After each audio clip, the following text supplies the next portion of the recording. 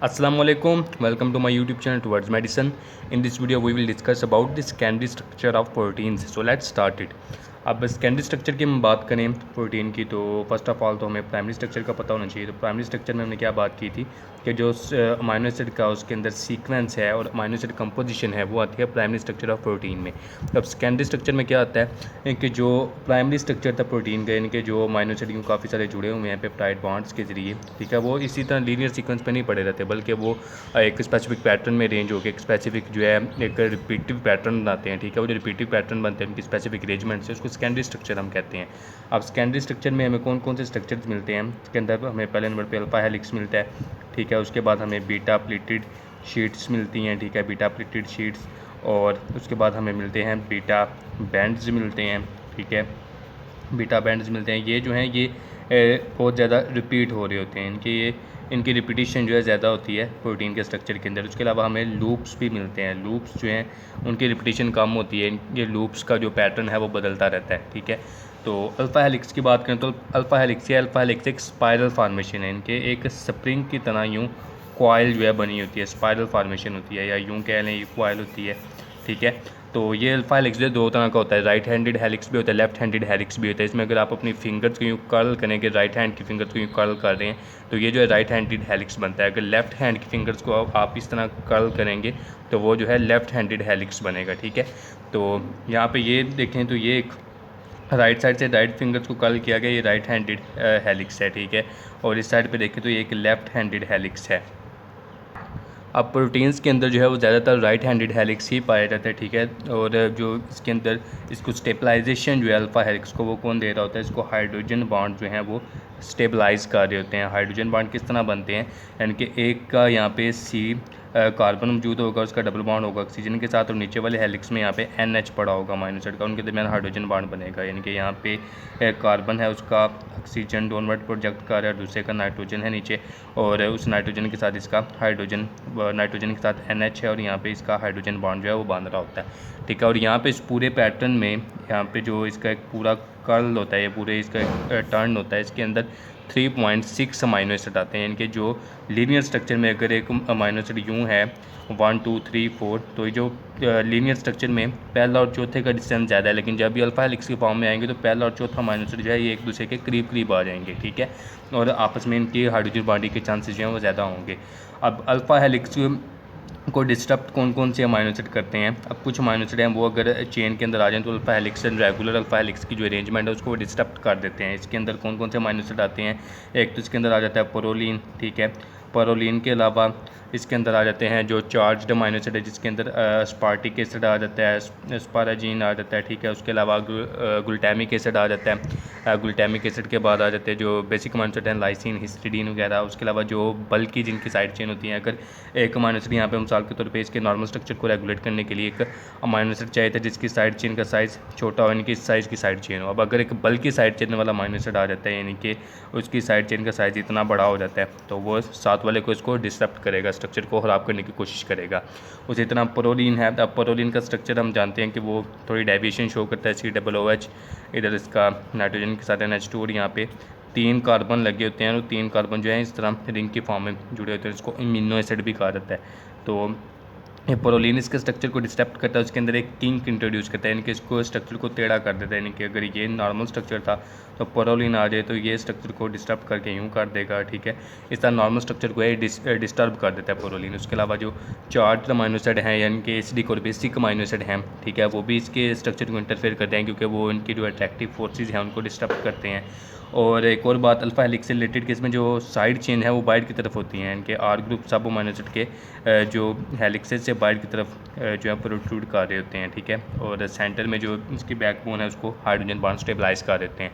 उसके बाद beta pleated sheets पे आ जाएं तो बीटा प्लेटेड शीट जो हैं ये कह लें कि ये 2 चेन्स के दरमियान होती हैं या एक चेन के 2 सेगमेंट्स के दरमियान होती हैं। 2 चेन तो अगर यहाँ पे एक चेन ये है अमाइनो एसिड की, एक चेन ये है अमाइनो एसिड की, तो इधर से C डबल बॉन्ड ऑक्सीजन होगा यहाँ पे जो इसका कार्बोनाइल ग्रुप है, और दूसरी तरफ से अमाइनो ग्रुप NH आएगा और इनके दरमियान हाइड्रोजन बॉन्ड बनेगा। इसी तरह यहाँ पे NH आएगा और इधर से C डबल बॉन्ड ऑक्सीजन आएगा, इनके दरमियान हाइड्रोजन बॉन्ड बनेगा। इस तरह ये दो डिफरेंट चेंज के दरमियान अमीनो एसिड की चेंज के दरमियान बनता है। और सेम चेन के दरमियान किस तरह बनता है कि ये स्ट्रेट चेंज आ रही थी अमीनो एसिड की, ये ऊपर से फोल्ड करके टर्न करके दोबारा आ गई, तो यहाँ पे इनके दरमियान भी फिर जो कार्बोनाइल ऑक्सीजन है वो NH के सामने आ जाता है और बॉन्ड बना देता है। ठीक है, यहाँ पे भी कार्बोनाइल ऑक्सीजन और NH जो है ये सामने आके बॉन्ड बना देते हैं। इस तरह जो है एक सेम चेन के अपने ही ऊपर टर्न बनाने की से इसके दरमियान हाइड्रोजन बॉन्डिंग होती है और एक बीटा प्लेटेड शीट बन जाती है। अब इसको प्लेटेड शीट क्यों कहते हैं? क्योंकि इसमें R ग्रुप जो है वो अपोजिट डायरेक्शन में होते हैं। मिसाल के तौर पे अगर एक बीटा प्लेटेड शीट ये है और इसका R ग्रुप जो है ऊपर की तरफ है यूँ, तो दूसरी से अगला जो अमीनो एसिड होगा उसका R ग्रुप नीचे की तरफ डायरेक्टेड होगा। ठीक है, एक का R ग्रुप ऊपर की तरफ डायरेक्टेड होता है यूँ, और उससे अगला अमीनो एसिड अगर यहाँ पे से अगला जो अमीनो एसिड आएगा चेन में उसका R ग्रुप जो है वो नीचे की तरफ डायरेक्टेड होगा, चेन के प्लेन के नीचे होगा। उसी वजह से इसकी अपेयरेंस जो है एक जिग जैग लाइक अपेयरेंस होती है, वो 3D में ठीक से देखी जा सकती है। ठीक है, तो इसके अमीनो एसिड की जो है अपोजिट डायरेक्शन में अरेंजमेंट की वजह से इसकी जिग जैग अरेंजमेंट आती है। ठीक है, ये होता है बीटा प्लेटेड शीट। और बीटा प्लेटेड शीट को भी स्टेबलाइज कौन कर रहा है? इसको भी हाइड्रोजन बॉन्ड्स ही स्टेबलाइज कर रहे हैं। लेकिन फ़र्क क्या है कि ये स्पाइरल फॉर्म में नहीं होती। ठीक है, ये एक शीट की फॉर्म में एक्सटेंडेड फॉर्म में होती है, और जो अल्फा हेलिक्स है वो स्पाइरल फॉर्म में है।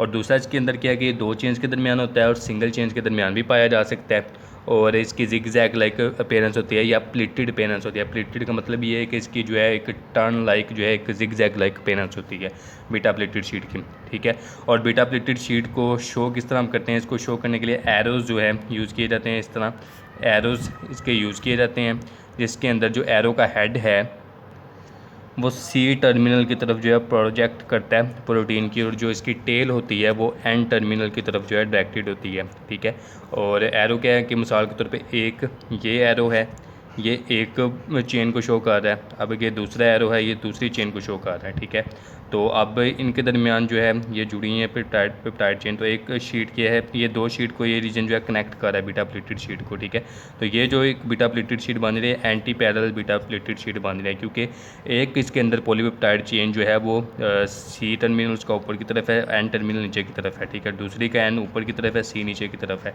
तो इस तरह एक एंटी पैरेलल इनकी अरेंजमेंट है, ये anti parallel beta pleated sheet है। इस तरह अगर एक ही डायरेक्शन में सबकी एरोज डायरेक्टेड हों इस तरह, तो ये जो बीटा प्लेटेड शीट बनेगी ये पैरेलल बीटा प्लेटेड शीट होगी। ठीक है, और इसको यूँ इस तरह ये कनेक्टेड होगी, ये पैरेलल बीटा प्लेटेड शीट है। ठीक है, तो इनकी अरेंजमेंट इस तरह एरोज़ के ज़रिए इसकी बताई जाती है कि कौन सी पैरेलल है, कौन सी एंटी पैरेलल है। उसके बाद नेक्स्ट इसके अंदर जो स्ट्रक्चर आ जाता है वो आ जाता है बीटा बैंड्स का। ठीक है, अब बीटा बैंड्स क्या चीज़ है?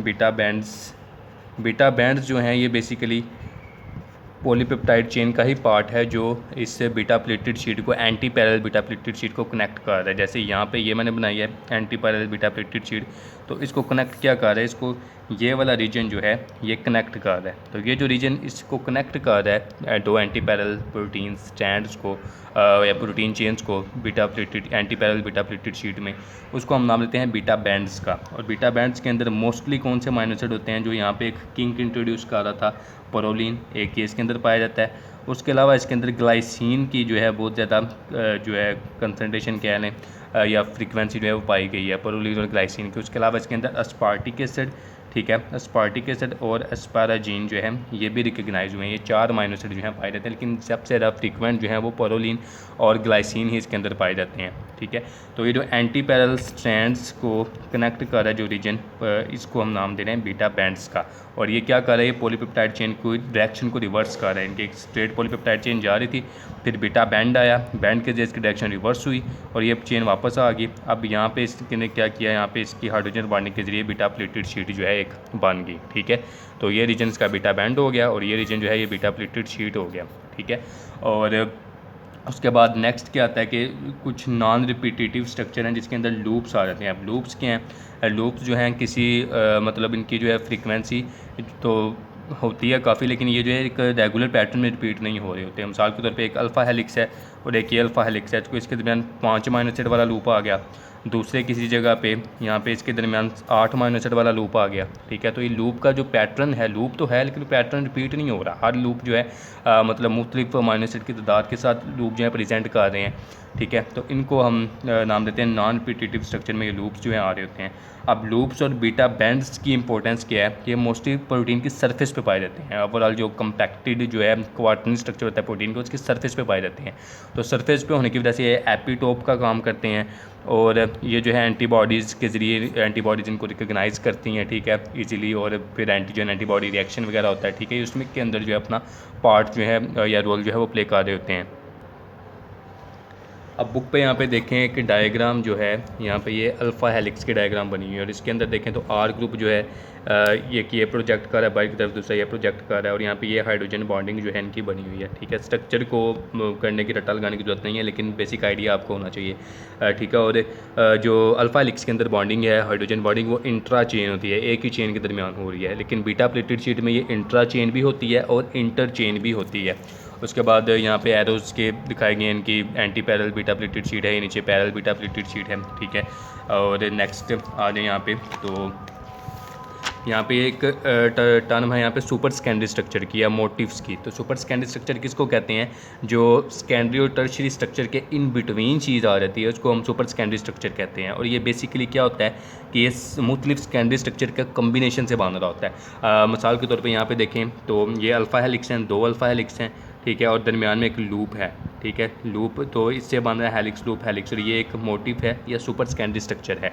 उसी तरह यहाँ पे बीटा प्लेटेड शीट है, उसके दरमियान में अल्फ़ा जो है कि अल्फ़ा हेलिक्स जो है उसको कनेक्ट कर रहा है, ठीक है। तो ये बीटा अल्फ़ा बीटा यूनिट है और ये भी एक सुपर सेकेंडरी स्ट्रक्चर है या मोटिव है।